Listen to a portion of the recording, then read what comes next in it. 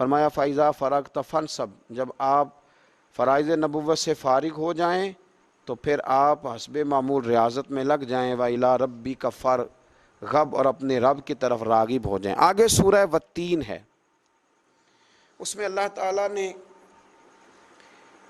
والتین والزیتون وطور سینین فرمایا قسم ہے انجیر کی اور زیتون کی، اور قسم ہے طور سینا کی، وہذا البلد الامین، اور اس امن والے شہر کی، لقد خلقنا الانسان فی احسن تقویم، بے شک ہم نے انسان کو بہترین اعتدال پر پیدا کیا ہے، بڑا ہی سونا بنایا ہے۔ اتنی قسمیں کھا کے کہا کہ انسان تجھے بڑا ہی سونا بنایا ہے، احسن تک بہترین اعتدال پر، ثم رددناہ اسفل سافلین، پھر ہم نے لوٹا دیا اس کو پست ترین حالت کی طرف۔ پیدا بھی بڑا خوبصورت کیا ہے، بڑا شانوں والا کیا ہے، لیکن اگر یہ گناہ کرے، اگر یہ انسانیت کے اصول ہی بھول جائے، تو پھر اگر یہ لوٹایا جاتا ہے تو پھر اسفل سافلین پہ لوٹایا جاتا ہے۔ یوں سمجھ لیں کہ اگر اعلیٰ کام کرے تو پھر ان اکرمکم عند اللہ اتقاکم، پھر سب سے زیادہ عزت بھی اسی انسان کی ہے، اور اگر یہ کفر کرے، نفاق کرے، ظلم کرے، تو پھر ایک جگہ قرآن نے کہا اولئک کالانعام، یہ جانور ہے، بل ہم اضل، بلکہ جانور سے بھی بدتر ہے۔ بنایا تو بڑا پیارا تھا، لیکن پیارا بن کے بھی تو رہنا چاہیے تھا نا۔ اس نے خود اسفل سافلین کا رستہ کیوں اختیار کیا؟ الا الذین آمنوا وعملوا الصالحات، سوائے ان لوگوں کے جو ایمان لائے اور اچھے کام کیے، فرمایا ان کے لیے وہ اجر ہے جو کبھی ختم نہیں ہوگا۔ آگے بڑھتے ہیں، پھر آگے سورہ علق ہے، اقرأ بسم ربک الذی خلق، یہ وہ سورہ مبارک ہے جو سب سے پہلے غار حراء میں حضرت جبریل امین علیہ السلام لے کے آئے تھے۔ اس سورہ مبارکہ میں علم کا ذکر ہے اور کہا گیا ہے کہ پڑھیے اپنے رب کا نام لے کر۔ تو یہ سورہ مبارکہ ہمیں بتاتی ہے کہ علم سے انسان کا شغف ہونا چاہیے۔ وہ پہلی آیت قرآن مجید کی پہلی سورت جو آئی تو اس نے بات علم کی، تو سیکھیں، اور سیکھنے کے لیے علم حاصل کریں، باتیں کرنے کے لیے نہیں، اپنی بڑائی کے لیے نہیں، سیکھنے کے لیے۔ آگے سورہ قدر ہے، انا انزلناہ فی لیلۃ القدر، فرمایا بے شک ہم نے قرآن کو شب قدر میں نازل کیا، کسی تفسیر کی ضرورت نہیں۔ کیا بات ہے، ارشاد فرمایا وما ادراک ما لیلۃ القدر، اور آپ کیا جانیں کہ شب قدر کیا ہے؟ لیلۃ القدر خیر من الف شہر، فرمایا شب قدر بہتر ہے 1000 مہینوں سے، ایک رات ہے اور بہتر ہے 1000 مہینوں سے۔ تنزل الملائکۃ والروح، اترتے ہیں اس میں فرشتے اور روح القدس، فیہا اس میں، باذن ربہم اپنے رب کے حکم سے، من کل امر ہر کام کے لیے، رزق بانٹتے ہیں، خیر بانٹتے ہیں، کرم بانٹتے ہیں، ہر کام کے لیے اترتے ہیں۔ سلام ہی حتی مطلع الفجر، یہ سراسر سلامتی ہے یہاں تک کہ فجر طلوع ہو جائے۔ تو رمضان کی آخری 10 راتوں میں زیادہ تر بزرگوں نے لکھا ہے کہ یہ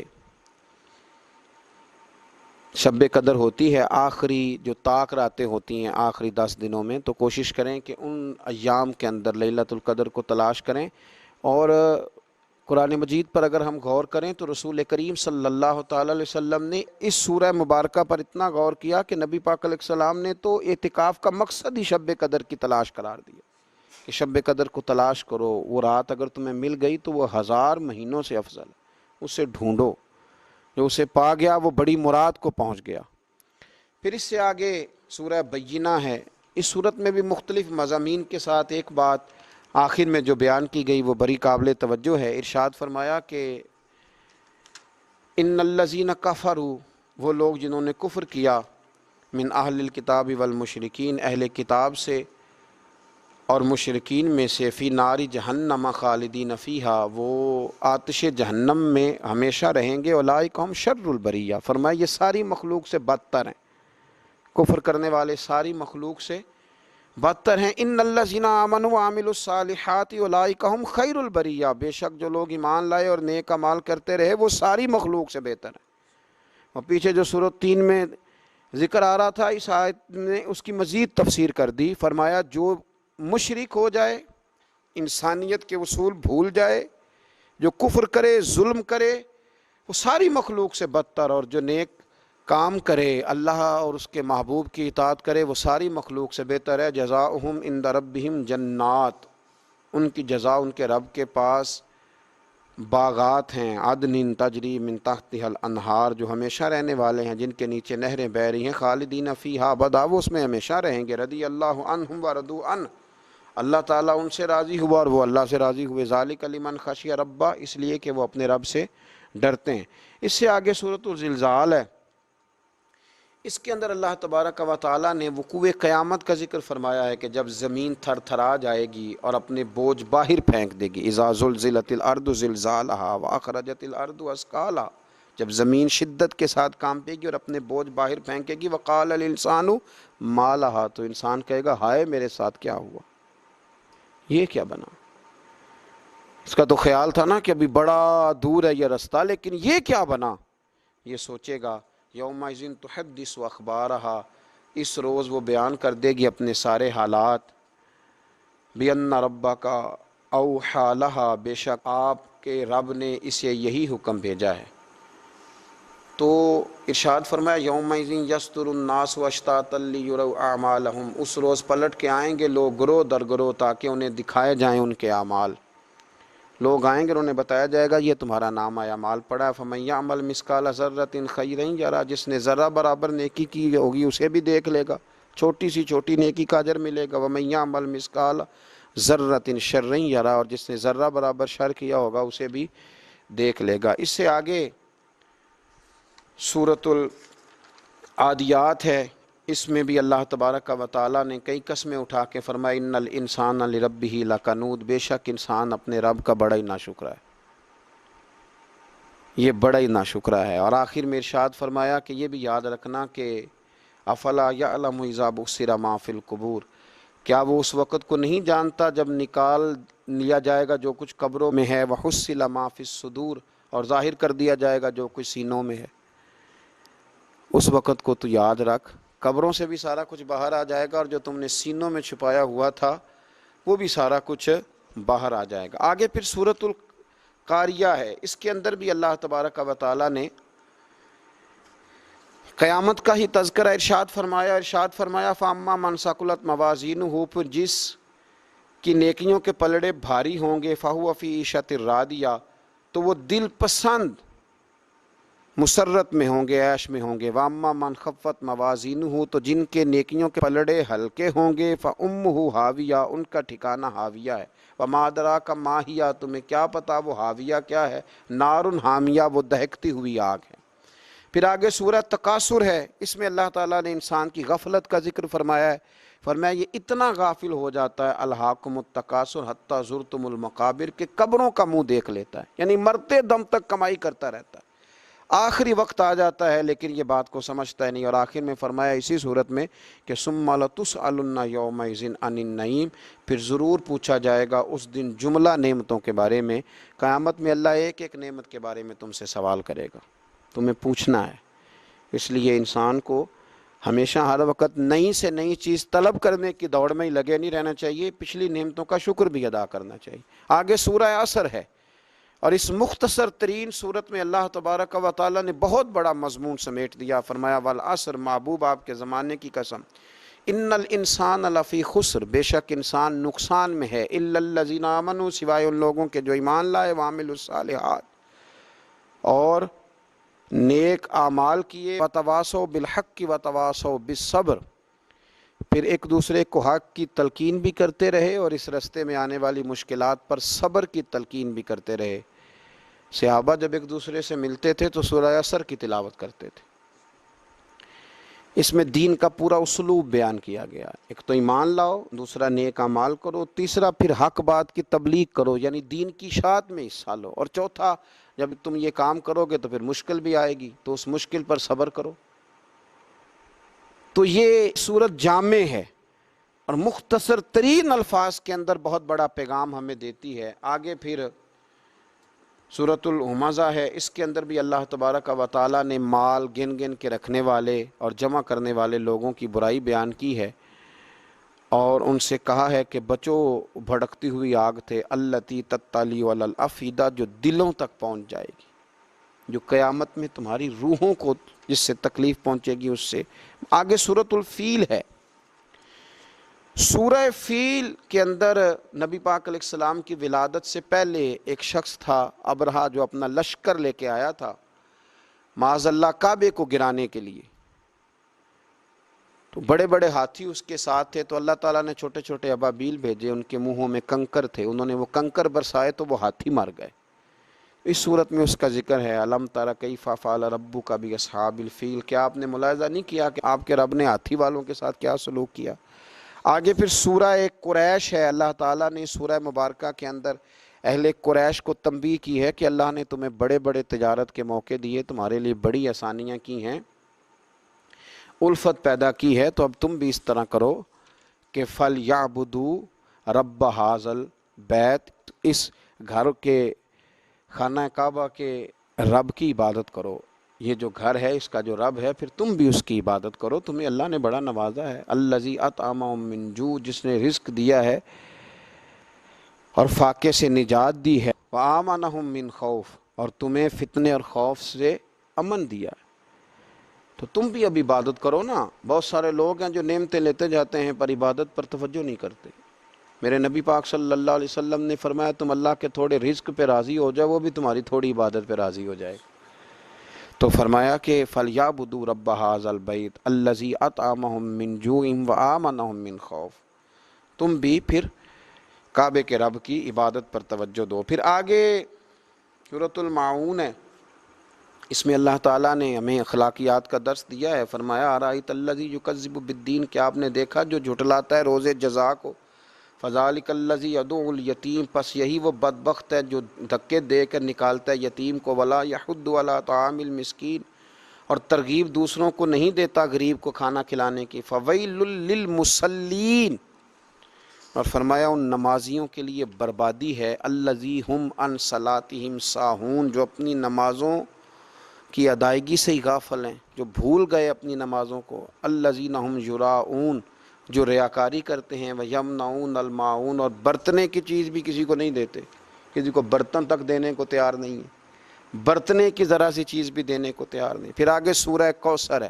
پھر میرے رسول پاک کی شانوں کا ذکر فرمایا، پھر حضور کی عظمتوں کا بیان۔ نبی پاک علیہ السلام کے جب صاحبزادے کا وصال ہو گیا تو کچھ لوگوں نے کہا کہ کوئی نہیں، معاذ اللہ یہ تھوڑی دیر کی بات ہے، ان کا تو بیٹا ہی کوئی نہیں، تو نام آگے کیسے چلے گا، یہ تو معاذ اللہ ابتر ہیں، نسل ختم ہو گئی۔ تو اللہ کریم نے فرمایا محبوب انا اعطیناک الکوثر، بے شک ہم نے آپ کو خیر کثیر عطا فرمائی۔ خیر کثیر کے بڑے معنی ہیں، محبوب ہم نے بڑی شانیں دی، بڑی عظمتیں دی، بڑا نوازا، فصلی لربک وانحر، بس آپ اپنے رب کے لیے نماز پڑھیں اور قربانی کریں، انا شانئک ھو الابتر، بے شک آپ کا دشمن ہی جڑ کٹا ہے، آپ کا دشمن ہی بے نام و نشان ہوگا۔ آپ کا دشمن کہاں گئی؟ ابو جہل کی اولاد۔ کون کہتا ہے کہ میں عتبہ اتیبہ شیبہ کی اولاد ہوں؟ کون کہتا ہے کہ میں یزید کا بیٹا ہوں؟ دشمن ہی جڑ کٹا ہے۔ آگے سورۃ الکافرون ہے۔ کافروں نے معاذ اللہ کچھ اس طرح کی باتیں بھی شروع کر دی تھیں کہ کچھ دن آپ ہمارے رب کی عبادت کریں، ہمارے بتوں کی معاذ اللہ، تو کچھ دن ہم آپ کے رب کی عبادت کریں گے۔ تو فرمایا نہیں، نہ تم اس کی عبادت کرو جس کی میں کرتا ہوں، اور نہ میں اس کی کر سکتا ہوں جس کی تم کرتے ہو۔ فرمایا تم کرو گے نہیں جو تمہیں میں دعوت دے رہا ہوں، اور میں کر نہیں سکتا اس لیے کہ وہ باطل معبود ہیں۔